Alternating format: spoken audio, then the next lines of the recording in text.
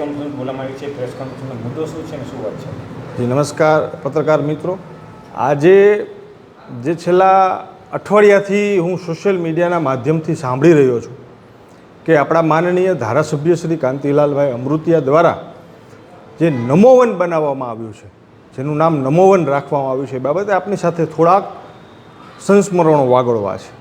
જ્યારે મોરબી રાજવી પરિવાર દ્વારા 1918ની સાલમાં આ જમીન, અંદાજિત 1918ની સાલમાં આ જમીન મોરબી પાંજરાપોળને પશુના નિર્વહન કરવા માટે આપેલી હોય, ત્યારે આજની તકે આપના માધ્યમથી મારી વિનંતી છે ધારાસભ્યશ્રીને કે આ નમોવનની જગ્યા પર આનું નામ રાજવી પરિવારમાંના કોઈ એક પરિવારના વ્યક્તિના નામ ઉપર આ નમોવનની જગ્યાએ કોઈ રાજવી પરિવારનું નામ રાખવામાં આવે.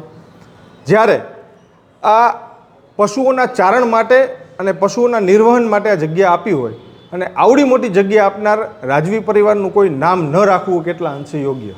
જેમને આ દેશના એકતા અને અખંડિતતા માટે પોતાના રજવાડાઓ બલિદાન આપ્યા હોય, પોતાની સર્વસ્વ મિલકત સંપત્તિ આ દેશને રાષ્ટ્રને અર્પણ કરી હોય, ત્યારે જ્યારે આવડું સરસ કાર્ય થઈ રહ્યું છે, આટલા બધા લાખો વૃક્ષો વવાઈ રહ્યા છે, ખૂબ સારું કામ છે, ત્યારે આ રાજવી પરિવારને ભૂલી જવો કેટલા અંશે યોગ્ય?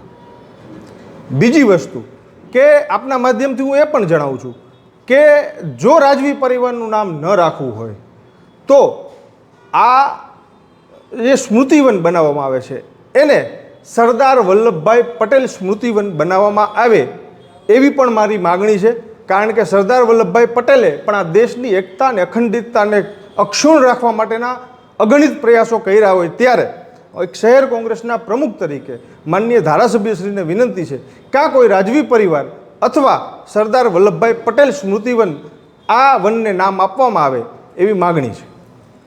આ કાર્યક્રમમાં મુખ્યમંત્રી પણ આવી રહ્યા છે. જો નમોવનનું નામકરણ બદલવામાં નહીં આવે તો કોંગ્રેસ પક્ષ શું કરશે?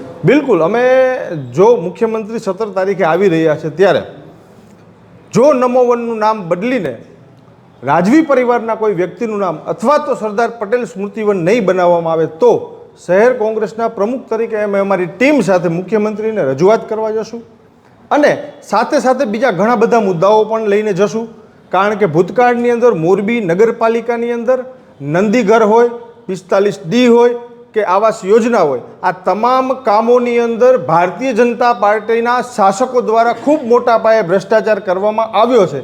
આ ભ્રષ્ટાચારની ફાઇલો પણ અમે લઈને ત્યાં જશું. કારણ કે અમારી વાત મોરબીના કમિશનર સાહેબશ્રી દ્વારા સાંભળવામાં નથી આવી, હજી સુધી કોઈ તપાસ નથી થઈ, હજી સુધી કોઈ ઉપર કાયદેસરની કાર્યવાહી કરવામાં નથી આવી. એટલા માટે આ નમોવનની જગ્યાએ નામકરણ બદલવા માટે અને જે મોરબીની અંદર થયેલો ભ્રષ્ટાચાર છે એ તમામના કાગળિયા અને ફાઇલો લઈને અમે મુખ્યમંત્રીને રજૂઆત કરવા જવાના છે.